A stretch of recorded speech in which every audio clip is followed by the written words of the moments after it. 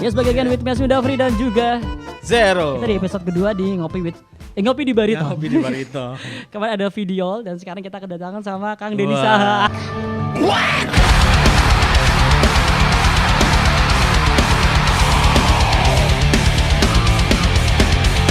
Ini seru ini. Ini seru nih. Kang Denny GM ya itunya di M Radio. Saya tidak suka disebut GM sebenarnya. Padahal jabatan resmi GM loh beliau. Iya. Saya lebih suka kalau saya tetap sebagai PD dan MD. PD dan MD. Oke, siap. Luar biasa. Luar biasa. Luar biasa. Luar biasa. Jadi segan kan buat Anda MD tapi PD baru. Oke. Luar biasa. Kang gimana kabar? Baik. Alhamdulillah sehat Alhamdulillah. sejauh ini. Alhamdulillah. Terima kasih Kang udah mau datang. Ya, terima Sama-sama kasih. terima kasih juga udah diundang di Bariton Podcast Radio. Yes. Keren, Keren. Ini sebenarnya dari tadi jam 3 udah di sini Kang Denny. Iya sih. Jam Iya. 3 lebih, jam 3 lebih. Jam 3 Saya lebih? kan jam 3 sempat bilang saya telat dulu ya. Iya. Enggak kok, yang telat Enggak sih. ada acaranya. Anak-anak yang telah. Oke. Kalau tadi kita ngomongin tentang podcast, kita nggak ngomongin tentang podcast deh Kang. Iya. Sekarang kita ngomongin tentang musik-musik deh. Ya, Oke. musik-musik kan Oke, kalian iya Zero ya. benar. Siap, Lebih ringan siap. lah ya. Lebih ringan Iya. lah ya. Tadi berat banget soalnya Berat, pada ya. berkecamuk tuh di luar. Iya. Duh, Indonesia atau Surabaya Podcast Community tuh. Kang Denny, Kang, aku mau nanya nih, paling dasar ya sebuah pertanyaan yang dari dulu pengen banget aku omongin gitu. Kang Denny dari tahun 80-an di dunia radio. Iya, Pas tahun 80. pas tahun Pas 80. tahun 80. Sampai detik ini, kenapa kok Iya. concern banget, terutama di Surabaya, kenapa kok concern banget sama teman-teman komunitas musik sih Kang? Sebenarnya saya ke musik mungkin baru mulai tahun 2006. 2006. Saya baru mulai Sebelumnya di apa kan? enggak juga sih. Fokus radio aja ya? Fokus radio, saya lebih ke arah fokus radio. Kebetulan di 2006 karena waktu itu kita lebih sering berhubungan dengan teman-teman musisi band. Saya pikir waktu itu menarik kali ya kalau saya coba untuk lebih menyelami sih sebenarnya tentang band, tentang musik di Surabaya seperti apa sih.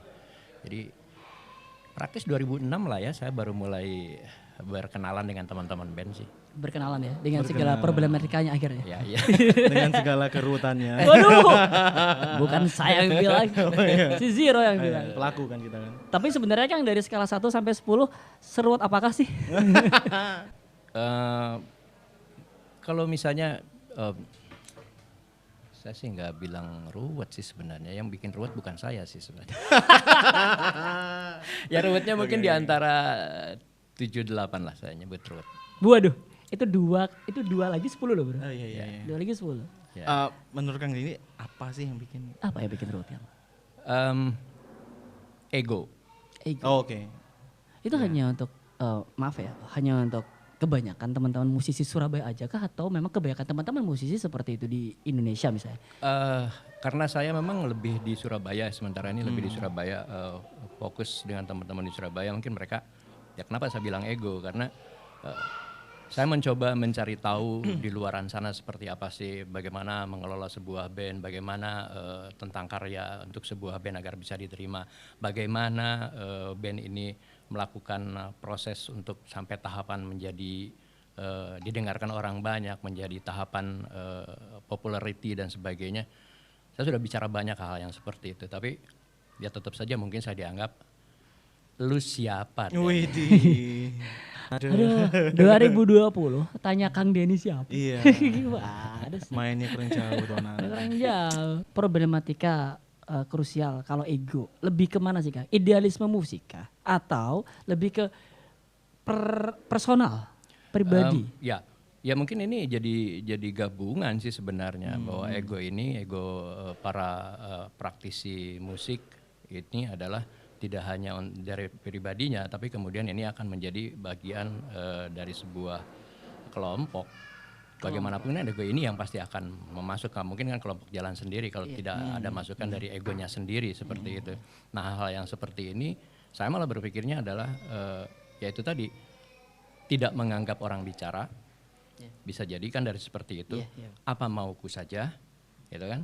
Tapi sementara kan kalau kita ini berbicara membicarakan atau menyampaikan adalah apa yang saya tahu, apa yang di luar lakukan, dan kemudian itu melihat ada sisi keberhasilan dari mereka, perlu dong saya menyampaikan agar bahwa teman-teman saya pun juga coba lakukan ini, karena melakukan ini adalah bukan atas nama saya pribadi sebagai orang yang melihat musik saja, tapi ini orang-orang yang berkecimpung di bidang musik yang mereka melakukan itu dan itu kemudian berhasil.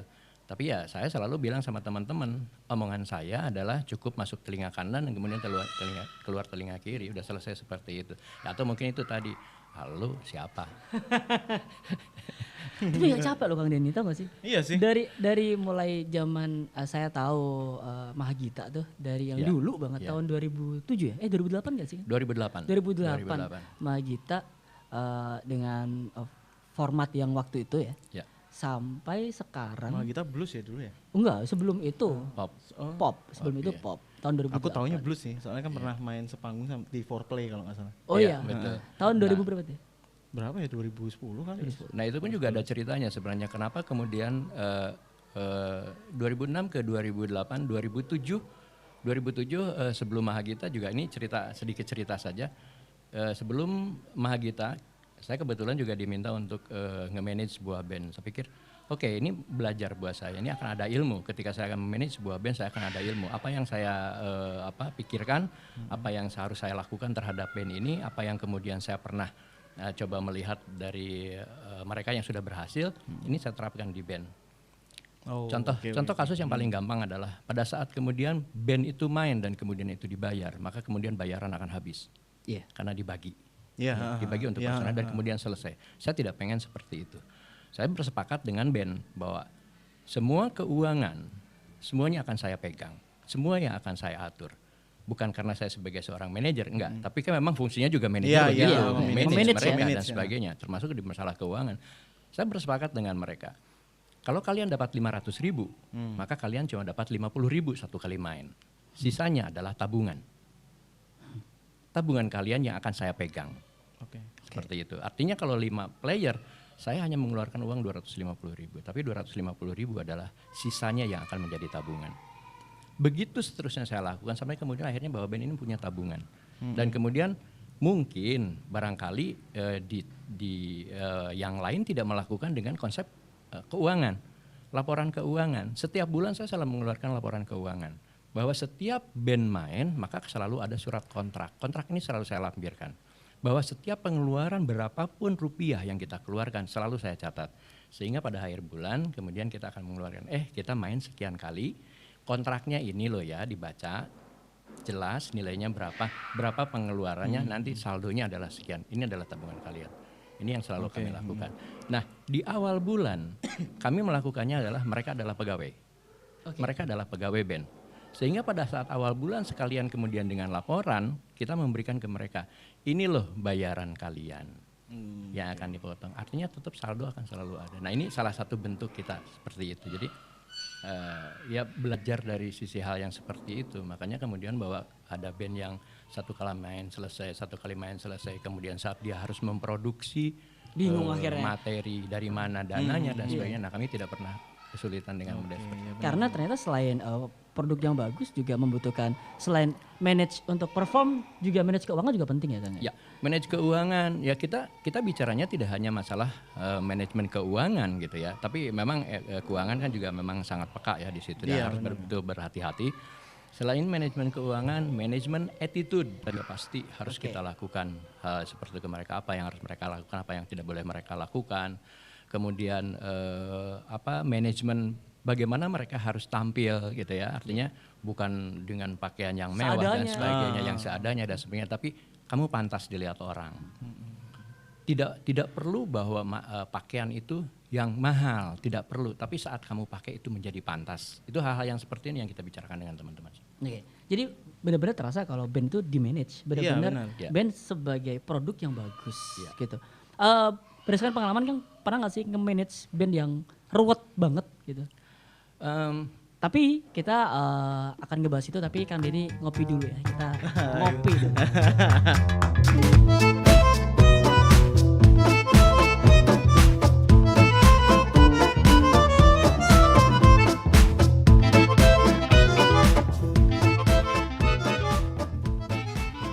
Ya, sambil santai.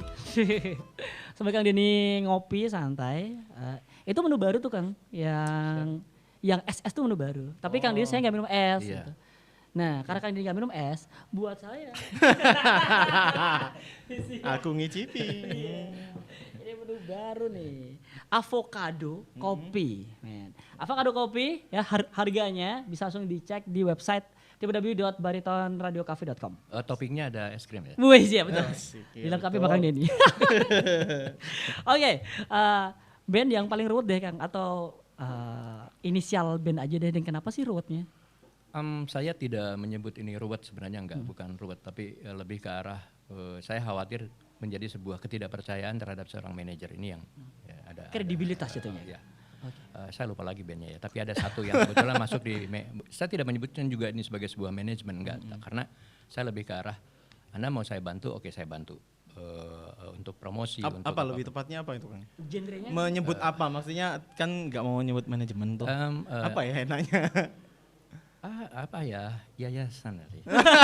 Paguyuban. Paguyuban. Yayasan non komersil. Ya sekali lagi juga saya perlu tegaskan juga bahwa selama saya memang mencoba membantu teman-teman, ini adalah non komersil sih saya. Lebih ke arah Non-komersil? non komersil. Saya lebih ke arah saya pengen mencoba membantu teman-teman, cuma itu aja.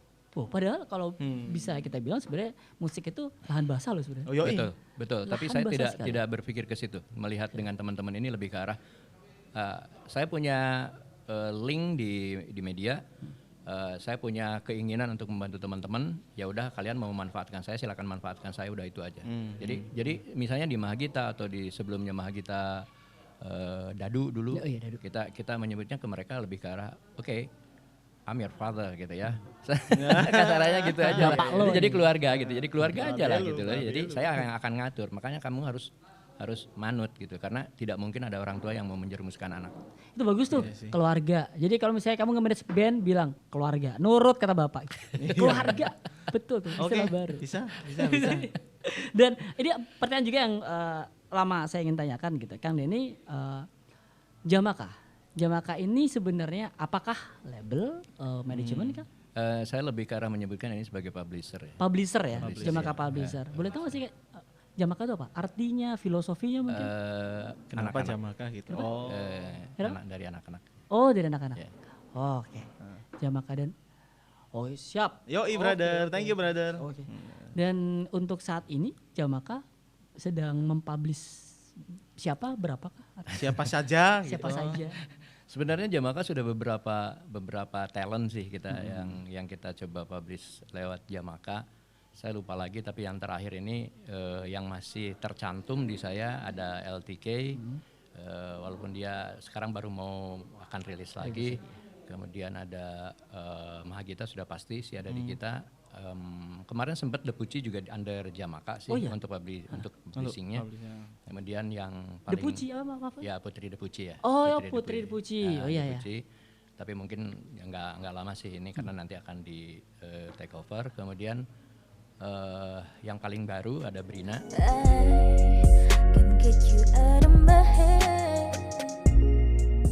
Brina ini yang Sabrina. Sabrina. Lagi kita bantu juga untuk publishnya. Kemudian yang berikutnya sih untuk ya masih dalam proses, kami masih proses nunggu materi dari Every Band. Every band. Every band. Nice. Dan ada ini bro, satu pertanyaan. Mahagita nih. Ya. Awal mulanya. Nah, nih. Kenapa ke situ? Nih, kita kan ngerti Mahagita. Kamu tahu blues Yes, pertama. yes, Ya, kamu tahu blues ah. gitu. Terus selamat datang ada Cak Muh dari Surabaya Trend. Yes, Boleh duduk yes. langsung enggak apa-apa. Ini ada Cak Muh dari Surabaya Trend. Boleh duduk Silakan. bergabung. Silakan. Monggo. Enggak apa-apa. Santai Kita aja. santai ngobrol, santuy. Santuy aja. Oh, siap. Jadi teman-teman, Cak Muh ini adalah dari Surabaya Trend, bisa langsung di follow Instagramnya ya @surabaya trend teman-teman. Oke. Oke, Kembali terus ke Mahagita. Kembali ke Mahagita. Taunya adalah waktu itu blues. Aku taunya blues sih. Aku taunya waktu Genrenya. itu Jagat sudah pop waktu itu. Iya. Oh besar banget masanya men. Iya. Kemudian sempat berganti-ganti konsep. Iya. Kenapa memilih? Kenapa memilih untuk konsep yang baru ini? Opo aku kudu dadi pegawai negeri ben kowe tulus. Konsep yang baru ini kan Jawa ambiar gitu lah. Alasannya apa? Kenapa gitu? Atau pasar kah atau apa? Bagaimana? Gitu. Ya, itu mungkin yang berbeda ya perlakuan saya terhadap band yang saya manage. Artinya bahwa band ini tidak melulu harus berdasarkan keinginan diri sendiri. Tapi seharusnya kalau versi saya adalah bahwa band ini di mana orang suka maka nyebut itu. Ya kan? Kenapa? Karena band atau artis atau musisi sebenarnya kan dia menginginkan adanya popularity, menginginkan ada pendengar yang banyak, menginginkan ada follower yang banyak. Kalau kemudian kita berada pada posisi yang sama terus seperti itu dalam versi saya, maka akan selesai di situ. Tapi kalau kemudian kalian begitu ada tren yang lain kemudian ikut dan sebagainya, itu sebenarnya peluangnya akan menjadi lebih besar. Oke. Dan sah-sah saja. Kalau saya sih sah-sah saja gitu. Mau memainkan apapun juga sama. Contoh kasus yang paling gampang, saya mengingatkan sama teman-teman. Pernah tahu Rolling Stones kan? Saya bilang, iya tahu. Dia sudah tahu orang menyebutnya awalnya mereka underground gitu kan. Padahal sebenarnya musiknya underground ini bukan musik sih sebenarnya, lebih karena mereka bermain di mana waktu itu kan. Tapi kemudian kenapa dia memainkan blues? Bluesnya juga kental gitu lah. Rocknya aja kental, rock and rollnya juga kental. Tapi kemudian pada saat tahun 80 sekian kemudian dia mengeluarkan yang konsepnya ini adalah masuk di dance floor. Di diskotik zaman itu. Kenapa dia bisa seperti itu? Karena dia tidak memilah bahwa saya adalah rock adalah begini, enggak. Saat itu bisa saja, mungkin saya berpikirnya saya tidak pernah ngobrol sama, kebetulan saya belum ngobrol sama Mick Jagger. Gitu. Oke, kita telepon Mick Jagger. Jadi sebenarnya Kang ya, kita pengen tamu istimewa Mick Jagger silakan. Tapi kan saya ngelihatnya dari sisi itu aja. Mereka bisa memainkan apa aja kok. Tidak ada istilahnya, tidak ada benang merah apa dan sebagainya. Buat saya nggak perlu kita ada benang merahnya. Yang kemudian dari satu lagu yang lain ke lagu yang ini dan sebagainya ini semuanya hampir sama. Nggak perlu. Kalian kan mau berkarya apapun ya berkarya aja. Kenapa? Apa susahnya sih gitu. Sebenarnya Queen juga sama loh bro. Queen itu kan radio Gaga, ya. Itu kan pertama sempat ada perdebatan bahwa kita nggak membawakan disco dan segala macam. Benar. Faktanya, ya bagus-bagus aja gitu. Karena ya mereka melihat Queen sebagai sebuah produk. Apapun yang Queen keluarkan, maksudnya gini, ya sudah berkarya saja. Iya sih. Kalau aku lihat Queen itu dia nggak segmented sih dia. Jadi dia berusaha orkestra ada, merangkul semua genre musik kalau aku ngelihatnya sih. Gitu. Jadi dari Radio Gaga itu sih lucu sih. Radio Gaga. Nah, jadi itu. Jadi Mahagita kenapa kemudian sekarang dia ada di Koplo dan sebagainya? Ya ikutin. Koplo lagi naik kok sekarang. Lagi bagus kok sekarang. Dan gila-gilaan gitu ya. Penontonnya penonton misalnya sebut saja siapa? Didi Kempot atau Denny Caknan atau siapapun dan sebagainya, dan itu selalu lebih besar daripada yang biasanya orang nonton yang pop ataupun band biasa. Dan memang kalau misalnya kita amati trennya sebenarnya itu bukan hal yang baru sebenarnya ya kan ya. Itu bukan hal yang baru. Sebuah band bertransformasi dari satu ke satu yang lain itu bukan hal yang baru gitu. Dan ini mungkin terakhir ya, ini segmen terakhir kita. Segmen terakhir yaitu ini langsung dari Kang Denny sendiri, kalau misalnya teman-teman musisi lihat gitu. Mungkin Kang Denny mengeluarkan statement ini berkali-kali mungkin, saya harap nggak bosan ya Kang.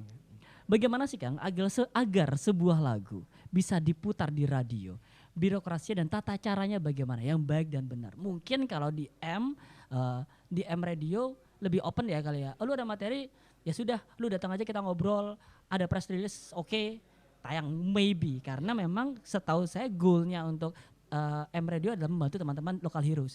Tapi belum tentu radio lain seperti itu.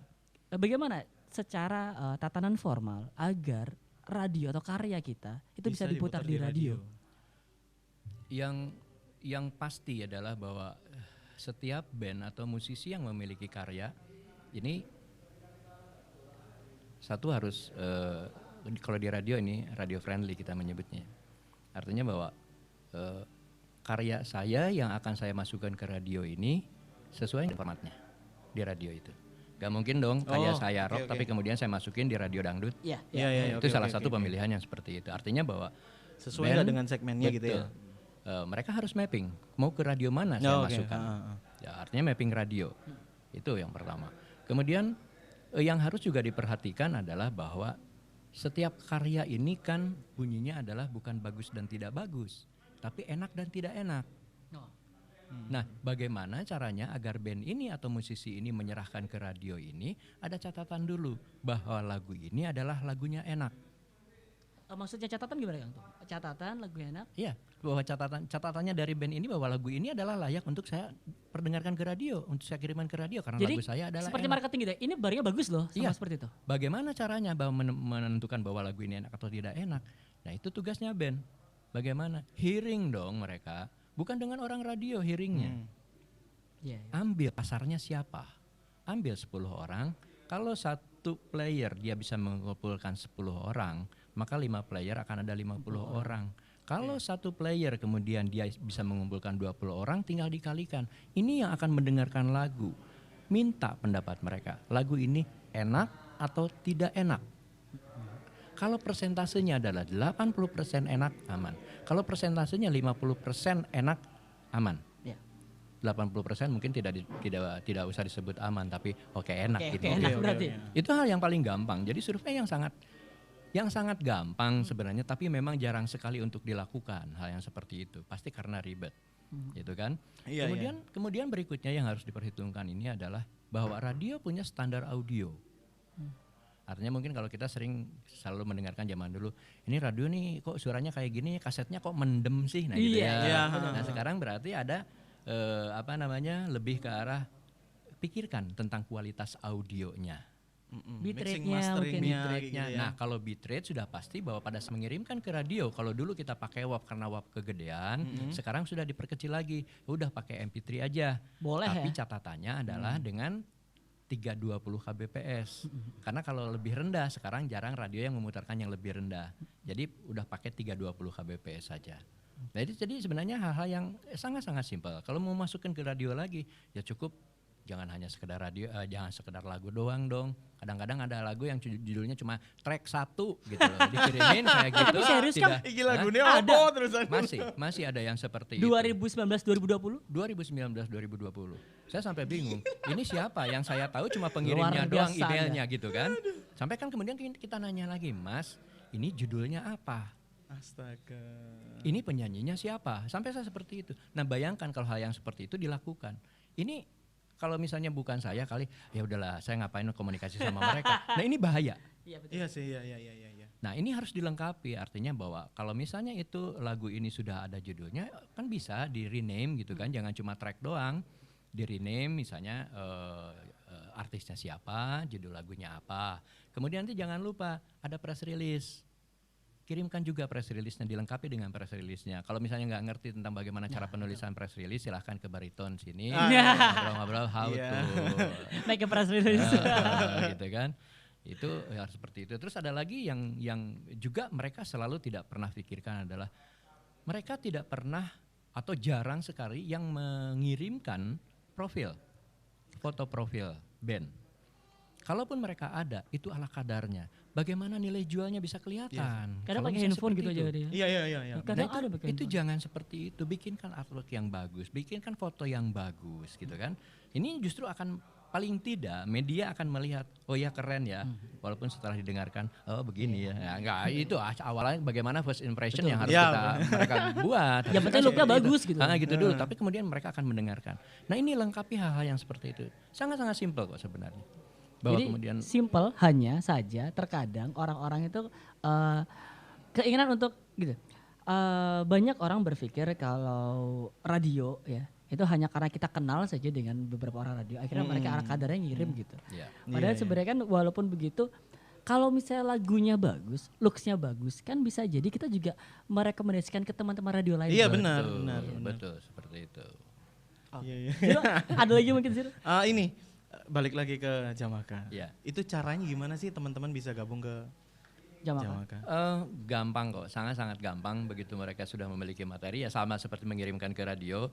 Mereka punya materi, mereka punya press release-nya seperti apa dan sebagainya. Walaupun mungkin mereka cuma sekedar hearing dulu. Kang, saya punya materi ini, bisa iya, didengarkan benar. dulu. Kira-kira bisa nggak sih disupport untuk seperti itu? Dengan kata lain audisi lah. Ya, seperti itu. Ya, karena memang juga betul bahwa di Jamaka sendiri juga kita tidak serta-merta semua orang mau masukkan ke kita kemudian kita terima sebagai talent di Jamaka, enggak. Ya. Saya punya tanggung jawab terhadap band, tanggung jawab terhadap media yang akan memutarkan, banyak tanggung jawab yang harus kita beri, betul-betul kita kurasi seperti itu sih.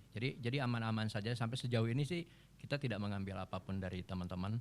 Tapi kalaupun misalnya katakanlah mereka mau ada nilai ini akan kita bicarakan. Artinya, nah di publishing saya lebih ke arah begitu ada materi, saya bilang oke, materi ini radio friendly, oke, saya akan share ke radio-radio. Radio itu bunyinya sebagai service saja, service terhadap radio saja. Kita mengirimkan ke radio bahwa radio itu akan memutarkan atau tidak itu urusan mereka, gitu kan. Tapi kalau kemudian bahwa si talent ini, Kang, saya pengen lagu saya ini diputarkan di radio-radio sekian radio, satu hari diputarkan misalnya 1 hari 2 kali selama 30 hari, nah itu pasti ada nilainya. Nilainya karena apa? Karena kami akan berbicara dengan radio ini polanya airplay-nya seperti ini ya, kerja sama airplay-nya seperti ini. Nilainya berapa masing-masing radio beda, itu bicara tentang biaya. Hanya sekedar service saja free. Oke. Ya sebenarnya sama gini, sebenarnya ya sama sih kalau misalnya untuk sekedar minta tolong saja, oke. Tapi kalau misalnya saya ingin ada engagement lebih ya jelas gitu kan. Oh ya, cuma ada lagi satu sih kalau untuk yang promosi di digital, di platform digital itu memang ada biaya registrasi. Tapi biaya registrasi pun juga itu kita ambil untuk yang sifatnya adalah apabila keuntungan 100% dari digital itu adalah untuk artis. Oh gitu. Ya, tapi kalau misalnya bagi-bagi enggak. Oh enggak, jadi cuma 150.000 untuk biaya. Biasanya kan 20% buat manajemen gitu atau apa enggak? Itu kalau yang sifatnya tidak membayar.